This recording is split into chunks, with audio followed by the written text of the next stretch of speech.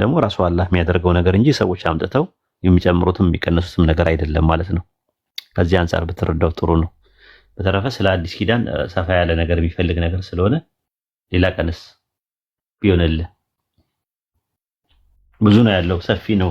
አንተ ከፈለከው ለብቻው ራሱን የቻለ ነገር ነው ያለው። ቴክስቹዋል ቫሪያንት የመጣው የነሱ ከሪቪልድ ሲሆን ከመጀመሪያው ነው ከአላህ ዘንድ ሳይሆን ሰዎች ከጊዜ በኋላ ገልባጮቹ ሲገለብጡ ማኑስክሪፕቶችን ሲያዘጋጁ እነሱ ሲያዘጋጁ የኢንተንሽናሊም አክሲደንሻልም የጨመሩትና የቀነሱት ነው ቴክስቹዋል ቫሪያንት የመጣው እና ልዩነት አለው። ብዙ ነው ቴክስቹዋል ቫሪያንት ያለው።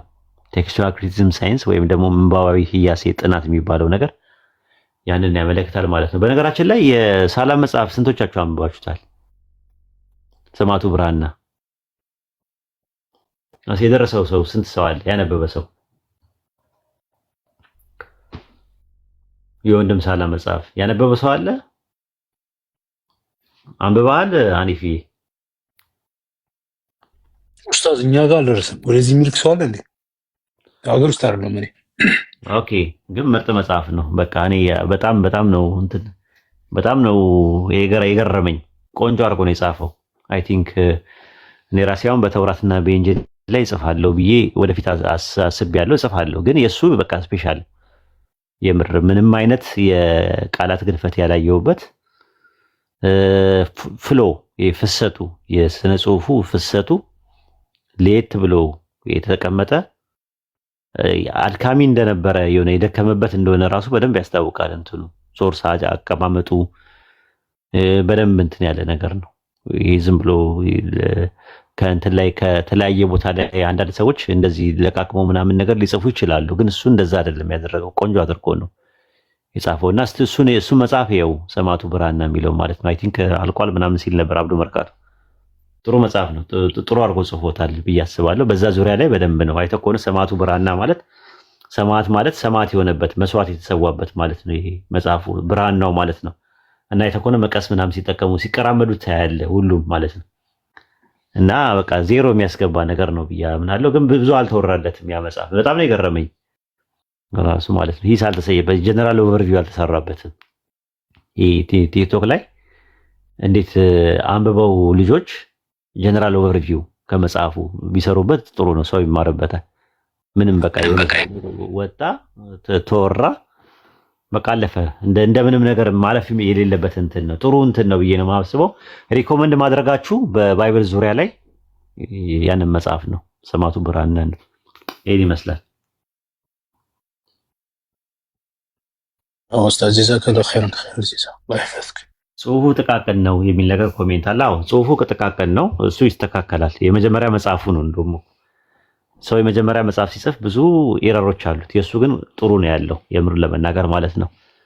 ክሬዲቱን ባንሰጥ ንፉግነት ነው፣ ልክ አይደለንም። ስለዚህ የሚሰራን ሰው በደንብ ማበረታታት አለበት። ቆንጆ ስራ የሰራ ሰው በርታ ምናምን ማለት አለበት እና ጥሩ መጽሐፍ ነው። ሪኮመንድ የሚቀጥለው ምናልባት ሲያሳትመው ጽሁፉን ጎላ እንዲደረግ ሊያደርገው ይችላል።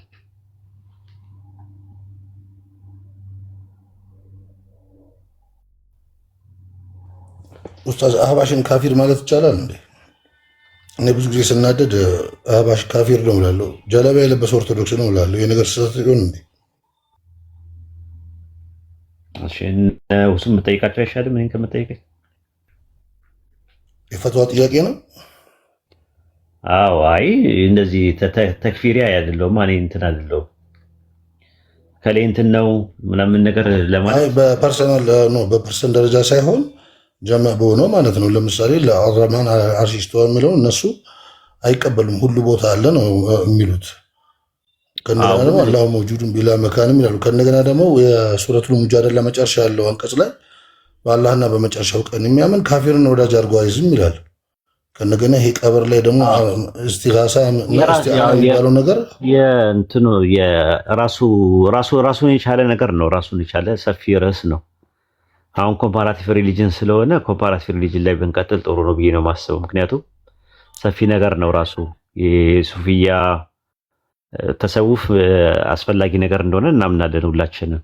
ግን ተሰውፍ የሚባለው ነገር የኢስቲጋሳ ተበሩክ የሚባለው ነገር የተወሱል የሚባሉ ነገሮች ድንበር ያለፉ ነገሮች አሉ። እነዛ ነገሮችን በምን አይነት መልኩ እንደዚህ አይነት ሰዎችን ሃንድል እናደርጋቸዋለን የሚለው ራሱ ሰፋ ያለ ነገር ያስፈልጋል እንትኑ ማለት ነውና እነሱ ተክፊሪ ናቸው አህባሽ የሚባሉት ማለት ነው። ሰውን ያከፍራሉ።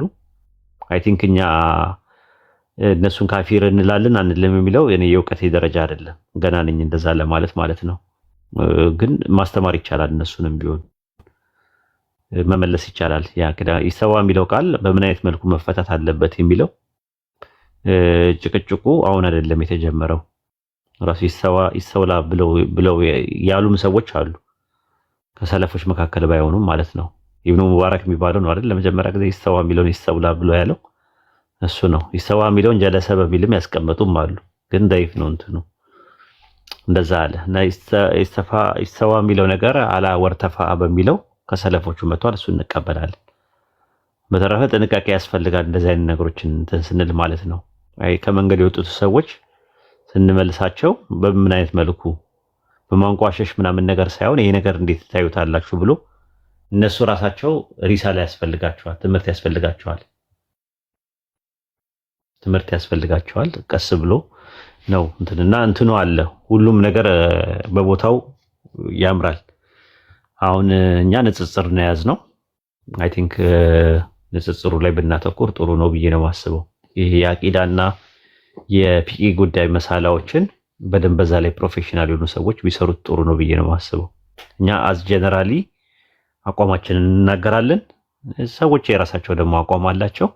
ያንን አቋማቸውን ወደኛ አቋም እንዲመጣ ማስተማር፣ መምከር፣ ማሳወቅ የኛ ግዴታችን ነው። በተረፈ ሊያናድዳቸው፣ ሊያበሳጫቸው፣ ሊያስቆጣቸው የሚችሉ ነገሮችን ጥንቃቄ ብናደርግ ከሚለው አንጻር ነው። ግልጽ ነው ዳግዬ? መርሃባ ተመልሶልኛል። ግን ያው ንጽጽር ስላልከ ነው እንጂ ትንሽ እዛ ላይ ብንሄድበት ጥሩ ነበር። ግን ለነገሩ አይመለከተንም። የሚያስገባቸው ያስገቡ። አይ በቃ እሺ፣ አይ ተመልሻለሁ። እሺ ችግር የለውም። ግን ላተጂዱነ ቀውመን ዩእሚኑነ ቢላሂ ብሎ ሱረቱል ሙጃደላ ላይ የተናገረው የአላህን ጠላቶች ወዳጅ አድርጋቸው አትያዙ የሚለው እሱን ቁርአን ብቻ እኮ አይደለም እኮ ሙስሊሙን ሲያከፍሩት አላየህም እኮ። ሙስሊሙን ያከፍራሉ። አላህ ከአርሽ በላይ ነው ብለህ ስትል ስትሮማን ፓላስ ይሰራሉ። ቁልሙ ማይጸጽ ማንለውን ነገር ሙጀሲማ ይላሉ እነሱ ምናምን ነገር እና አይ ቲንክ አንድ ሰው ነበረ ይህን ትምህርት ያመጣ አላህ አካል አለው ብሎ ያስተማረ አንድ ነበር። ከራሚያ የሚባሉ ቡድኖች ነበሩ የሆነ ሳለ ኢንካር የተደረጉ ታስታውሰዋለህ? ከራሚያን አንድ ሰው ነበር የጀመረው የነበረው እና እሱ ነው አካል አለው ልክ እኛ ለአላህ የምናጸድቀውን ነገር በቁርአንና በሐዲስ ላይ የመጣውን ነገር ስናጸድቅ አላህ እጅ አለው ያያል ይሰማል ምናምን ስንል እነሱ ወደ አካል ነው የሚወስዱት ከሰው ጋር። ስለዚህ አላህ አካል አለው ብላችሁ ታምናላችሁ ነው የሚሉት። እኛ አላህ ቦዲ ወይም ደግሞ ጂስምና ጀሰድ አለው ብለን አናምንም። ይሄ ስትሮማን ፋላሲ ይባላል። ብዙ ችግሮች አሉባቸው። ነገር ግን መድረካችን ላይ እነሱን ወደዚህ ማምጣት ወደዚህ ምንድነው ለነሱ ቦታ መስጠት እውቅና መስጠት ነው ብዬ ነው ማምነው። ስለዚህ በዝምታ ነው መገላቸው። እነሱን መማር ከፈለጉ መጠየቅ ከፈለጉ ቤታችን ክፍት ነው፣ መጠየቅ ይችላሉ እንደማንኛውም ሰው ማለት ነው፣ መማር ማወቅ ከፈለጉ። ነገር ግን አሁን ካታጎራይዝድ አድርገን እንደዚህ ነው ምናምን ብለን መድረክ ላይ የምናወራው አይደለም። ምክንያቱም ኮምፓራቲቭ ሪሊጅን እስከሆነ ድረስ ይሄንን ነው የምልህ። መርሐባ ጀዛከላሁ ኡስታዝ። ወያከላ ሀቢቢ። ሌላ ጥያቄ ያለው ሰው መጠየቅ ይችላል። ካልሆነ ከታች 22 ሰው አለ ለመጠየቅ ጥያቄ ያለኝ እያለ ያለ ሰው አለ። ማጠይቁ ሰዎች ካላችሁ ወረድ በሉ። እኔ አንድ እንትን ኡስታዝ ሰላም አለይኩም። ወአለይኩም አሰላም ወራህመቱላሂ ወበረካቱ። ኑር እንዴት ነህ? ሰላም ነኝ ያለው አልሐምዱሊላህ። አንተ ደህና ነህ? ደህና ነኝ አልሐምዱሊላህ ኡስታዝ። ቅድም ባወራኸው ላይ አንድ ቦታ ላይ ሳነብ የቂን ኢንስቲትዩት በዚህ ቁርአንን እንዴት ኮምባይን እንደተደረገና ከዚህ በፊት የነበሩ ሰሃቦች የራሳቸው የሆነ መጽሐፍ ወይም ኮዴክስ ነበራቸው ወይ በሚል ዘገባ የተዘጋጀ ሰፊ የሆነ ነገር አለና የተለያየ ኦፒኒየን ያስቀምጣልና አንደኛው ኦፒኒየን ቅድም የተነሳው ምንድነው እነዚህ አብዱላህ ኢብኑ መስዑድም ሆነ ሌሎችም ሰሃቦች የራሳቸው ኮዴክስ ኖሯቸው ሳይሆን የራሳቸው ቂራት ወይም ደግሞ ሐርፍ የነበረው መጀመሪያ በዛ ወደ እነሱ አትሪቢዩት የተደረገ የነበረው ነገር መጨረሻ ጊዜ ግን እየቆየ ሲሄድ ግን በነሱ ስም እንደተሰየመ መጥቷል ማለት ላይክ ሙስሐፍ ኢብኑ መስዑድ ወይም ደግሞ ሙስሐፍ ዑመር በሚል መጣ እንጂ መጀመሪያ የነበረው ቃሪ ኢብኑ መስዑድ ቃሪ በዛ በቂራት መንገድ የመጣ ነበር መጨረሻ ላይ ነው ሽፍት ያደረገው ብሎ በጣም ሰፊ በሆነ መንገድ በኤቪደንስ መንገድ ያስቀምጣል እና ይሄን ኦፒኒየን እንዴት ታየዋለህ ነው ሌላው አብዱላህ ኢብኑ መስዑድ ለመጀመሪያ ነገር አይደለም ፈልገው ደሊል የሆነ ነገር አምጥተው ሰዎች ሲያወሩ ቁርአንና ሐዲስ ላይ ያለ ነገር ከዛ ከሰለፎች አሰር ያለው ነገር ካለ መርሃባ እናስተናግዳለን። በተረፈ ከሌ እንደዚህ ያለ የሚባለው ነገር መልስ ለመስጠት አያመችም ኤቪደንስ ከሌለ።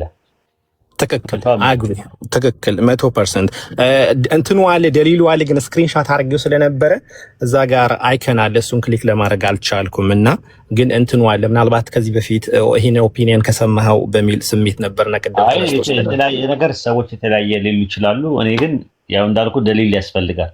የቁርአን ዳራ የሚል መጀመሪያ መጽሐፍ ያለ አንብበዋል ነው ኡስታዝ በቃ በዚህ ጆራ ላይ ወደ ትዳርኩት ማለት ነው። እኔ በደሊል ነው ማምነው። ደሊል ካለ በደሊሉ አማካኝነት እንትን እንዳለ ማለት ነው። ለማየት ሞክሬያለሁ። እኔ በቁርአን ዙሪያ እንደዚህ አይነት ነገሮች ጥያቄ እንዳይኖሩ የቁርአን ዳራ የሚለውን የመጀመሪያ መጽሐፌን የጻፍኩት በሱ ዙሪያ ነው እና ድጋሚ ታተም ካላችሁ ድጋሚ ታተምላችሁና ተጠቀሙ፣ አንብባችሁ ከሌላችሁ ብዙ ሰው የለውም እንዴ የቁርአን ዳራ ያለው ሰው አለ እዚህ ውስጥ ታች ገጽ ላይ ከፈታችሁ ታች እኔ እንደውም ዛሬ ነው ኦርደር ያደረኩት ቃል መሰለኝ ኡስታዝ የት አለ? የለም እኮ ገበያ ላይ የለም።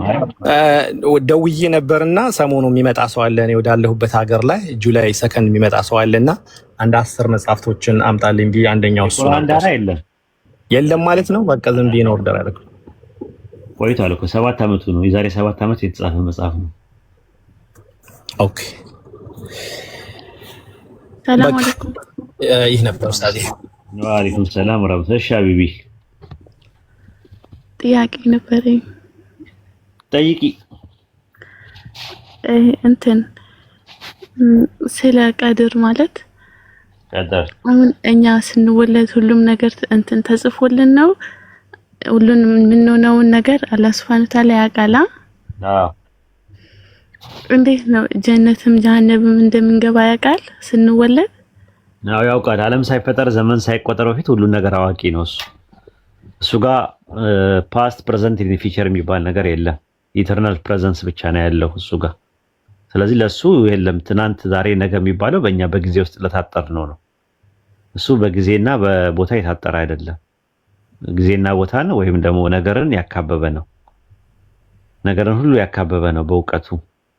ስለዚህ እሱ ጋር ጊዜ የሚባል ነገር የለም። ለምሳሌ አንድ ኤግዛምፕል ልስጥሽ። አሁን የምታወሪውን እያወራን ያለነው ነገር አላህ የሰማው መቼ ነው? የምናወራውን ነገር እኔና አንቺ የምናወራውን ነገር አሁን የምጠይቅኝን ጥያቄ ነው የምናወራውን መቼ ነው አላህ የሰማው? እኔ እንጃ። አስበሽ ታውቂያለሽ እንደዚህ? አይ ለምሳሌ እኔ አሁን መጀመሪያ ከተፈጠረልን ስንወለድ ያው በስራችን ነው ወይስ እንዴት ቀድር ነው ተጽፎልናል? በስራችን ጀነት ሰዎች የሚገቡት ጀሃነም የሚገቡትም አላህ በቁርአን ውስጥ በነገረ በመካዳቸው ምክንያት ነው የሚለው ካፊሮችን። እኛን ደግሞ በማመናቸውና መልካም ስራ በመስራታቸው ምክንያት ጀነት ገቡ ይለናል። ካፊሮችን ደግሞ ሳትቀመሱ የሚላቸው በመካዳችሁ ምክንያት ነው የሚለው። ስለዚህ ጀነትና ጀሃነም ሰው የሚገባው አላህ በወሰነ ውሳኔ ነው። ያላ ውሳኔ ደግሞ ዓለም ሳይፈጠር ዘመን ሳይቆጠር በፊት የወሰነ ውሳኔ ምንድነው? አንድ ሰው ካመነ ጀነት እንደሚገባ ከካደ ደግሞ ጀሃነም እንደሚገባ አስቀድሞ አላህ ወስኗል። ሲወስን ግን ኢንዲቪጁዋሊ እከሌ የሚባል ሰው እከሊት የምትባል ሴት እሳት ትግባ ብሎ ግን አልወሰነም። ግልጽ ነው? እሺ ልገምልሽ አሁን እንትን ማለት አሁን አንድ ሰው አልገባሽም መሰለኝ። እሺ ልገምልሽ። አዎ አላህ ሰው ኢንዲቪጁዋሊ ጀነትና ጀሃነም የሚገባው ኢንዲቪጁዋል ዲሲሽኑ ነው። ያ ውሳኔ ነው። በማመን ወይ መክዳት፣ መቀበል ወይም በማስተባበል ወይም እሺ በማለት ወይም እምቢ በማለት በመታዘዝ ወይም በማመጽ ነው ጀነትና ጀሃነም የሚገባው እንጂ ከዚህ ውጭ አይደለም ጀነትና ጀሃነም። ነገር ግን አላህ በጥቅሉ ዓለም ሳይፈጠር ዘመን ሳይቆጠር በፊት አማኞች ካመኑ ጀነት እንደሚገቡ ከአዲያን ደግሞ ከካዱ ደግሞ ጀሃነም እንደሚገቡ ወስኗል። የዛ ውሳኔ ውስጥ እዛ እንትን ውስጥ መግባት አለመግባት የኛ እንትን ነው፣ ውሳኔ ነው፣ ምርጫ ነው። ይሄ ነው ልዩነቱ። አሁን ግልጽ ነው።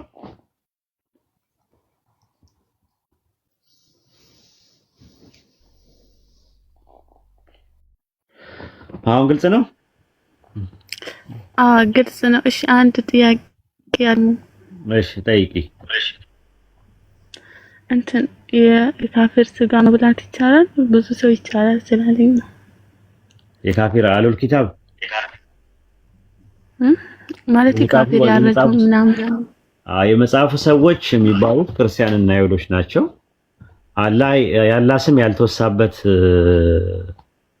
እርድ የተከለከለ ነው በሱረቱ አናም ምዕራፍ 6 ቁጥር 121 ላይ እና ደግሞ ካላ ምንድነው የሚያሻርኩ የሙሽሪክ ሴቶችን ማግባት የተከለከለ ነው ሱረቱ በቀራ ምዕራፍ 2 ቁጥር 121 ላይ ማለት ነው። ግን አላህ ሙሽሪኮችንና አህለል ኪታቦችን በሚል አርፉ ላጥፍ ከለየ በኋላ ሱረቱ ማኢዳ ምዕራፍ 5 ቁጥር 5 ላይ ያለውን አንቀጽ በማውረድ እነዛ የመጽሐፉ ሰዎችን ከሙሽሪኮቹ ለይቶ አስቀምጧል። የመጽሐፉ ሰዎች የሚባሉት ደግሞ ከዛ ውስጥ የአላህን ስም የሚጠቀሙ የፍጡር ስም የማይጠቀሙ ሆነው እና በሽርክ ውስጥ የሌሉ መዋሂድ የሆኑ ሰዎች ካሉ ሴቶቻቸውን ማግባት እና ያረዱትን ደግሞ መብላት ሐላል አድርጎታል።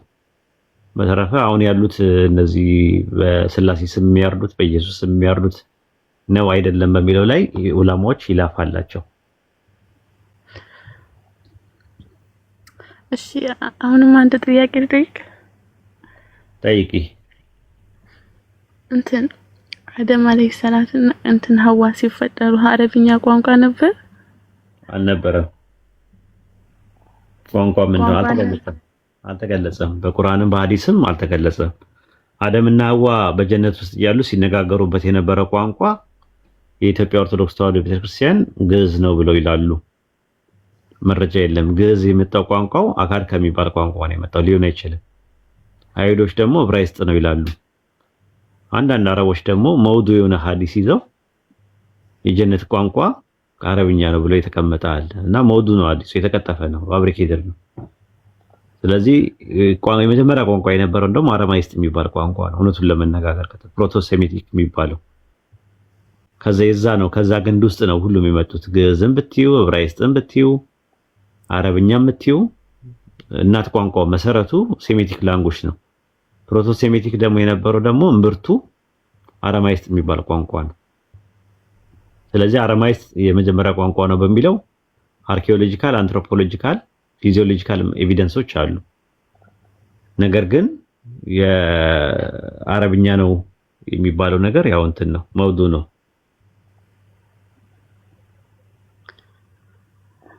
እሺ ይሄን ይመስላል።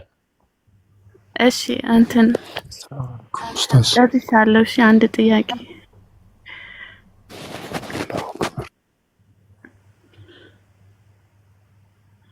ደረሽሽ? እንትን የወንድ ጓደኛ መያዝ ይቻላል? እንደ እንትን ማለት ነው ፍቅረኛ ምናምን ሳይሆን ዝም ብሎ እንደ ጓደኛ እንደ ሴት ጓደኛ ነገር ፍሬንድ ቦይፍሬንድ እና ገርፍሬንድ ነው ወይስ ዝም ብሎ? አይ ዝም ብሎ ጓደኛ፣ ለምሳሌ እንደ ሴት ምናምን ቀርቦ ወንድ ምናምን ይቻላል? ምን ታወራላችሁ? ጓደኛ አሁን ለምሳሌ ሴት ጓደኛ ታወሪያለሽ፣ ፕራይቬሲውን ነገሮች ያወራሉ። አብረሽ መንገድ ላይ ትሄጃለሽ፣ አብረሽ ትበያለሽ፣ ትጠጫለሽ። ከወንድ ጋር እንደዛ ይቻላል? አንዳንድ ሰው አለ እንዴ ረሱል ሰለላሁ ዐለይሂ ወሰለም ሁለት ሰዎች ብቻቸውን አይሆኑ ሶስተኛ ማብየውን እንጂ ብለዋል። ሸይጣን ቢሆን እንጂ ብለዋል። እሳትና ጭድ አንድ ላይ መሄድ ይችላል? እሳትና ጭድ አይችልም ማለት ነው። እና ወንድምና እህት ብለው የሚሉ ሰዎች አብዛኛውን ቢመቻቸው ሌላ ነገር ውስጥ ይገባሉ። እኔ እኮ በጣም እወደዋለሁ በጣም ደስ ይለኛል ምናምን የሚሉ ሰዎች ከሁለት አንደኛው ስላልፈለገ እንጂ ቢመቻቸው እንደዛ ነው ላፍነ የሚያደርጉት።